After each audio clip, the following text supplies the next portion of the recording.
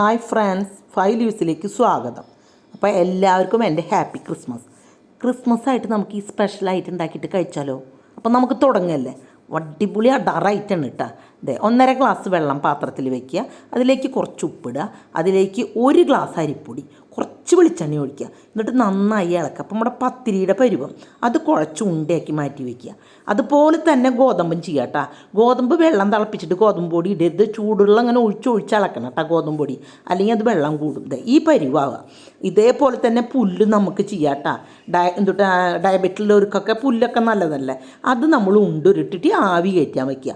ആവിയായിട്ട് വെന്ത് വന്നു കഴിഞ്ഞാൽ ഒരു കിണ്ണം കമഴ്ത്തി വെച്ച് അതിൽ വെളിച്ചെണ്ണ വരട്ടുക. ഇന്നതിന് ശേഷം നമുക്ക് ഇഷ്ടമുള്ള ആകൃതി, നിങ്ങൾക്ക് ഇഷ്ടമുള്ള പോലെ, ഞാൻ എളുപ്പത്തിന് വേണ്ടിയിട്ടാണ് കേട്ടോ വലിയ ഉണ്ടാക്കിയത്. ഇത് എന്നിട്ട് ഇങ്ങനെ മുറിച്ചെടുത്തു.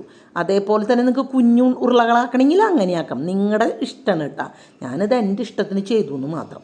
അപ്പോൾ ഇങ്ങനെ സ്ക്വയർ കഷ്ണാക്കുമ്പോഴേ ഈ മൂലകളൊക്കെ പൊട്ടും. അപ്പോൾ ആ അരി പാലിൽ കുറുകുമ്പോൾ ഒരു ടേസ്റ്റ്, അതുകൊണ്ടാണ് ഞാനിതിങ്ങനെ ചെയ്തത് കേട്ടോ. എന്നിട്ട് നമുക്ക് ഇനി ഇത് ഇടാനുള്ള പാൽ റെഡിയാക്കാം. നാളികേര പാലാണ് കേട്ടോ.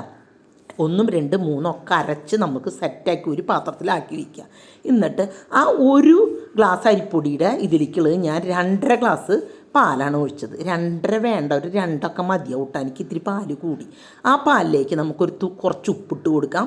പിന്നെ അതിലേക്ക് വെളുത്തുള്ളിയും ചുമന്നുള്ളിയും ചതച്ചതിട്ട് കൊടുക്കാം. അതിട്ട് കൊടുത്തു കഴിഞ്ഞാൽ അതിലേക്ക് നമുക്കൊരു ടീസ്പൂണാണ് കേട്ടോ ഞാൻ ഇട്ട് കൊടുത്തത്. അതിലേക്ക് 1 ടീസ്പൂൺ അരിപ്പൊടി ഇട്ട് കൊടുക്കുക. അരിപ്പൊടി ഇട്ട് കഴിഞ്ഞാൽ ഇങ്ങനെ തിളച്ചിങ്ങനെ പൊന്തി വരും. ആ പൊന്തി വരുമ്പോൾ നമ്മുടെ ഈ അരിക്കഷ്ണങ്ങൾ കട്ട മുറിച്ചത് അതിലേക്ക് ഇട്ട് കൊടുക്കാം. എന്നിട്ട് നമ്മളൊരു 2-3-4 മിനിറ്റ് കുറുക്കണം കേട്ടോ.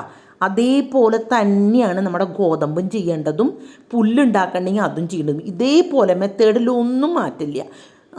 എന്നിട്ട് നമ്മുടെ ഈ ക്യാരറ്റ് ചിക്കനും കൂടിയിട്ട് അങ്ങോട്ട് കഴിച്ചാൽ ആഹാ എന്തൊരു ടേസ്റ്റാണെന്നറിയോ.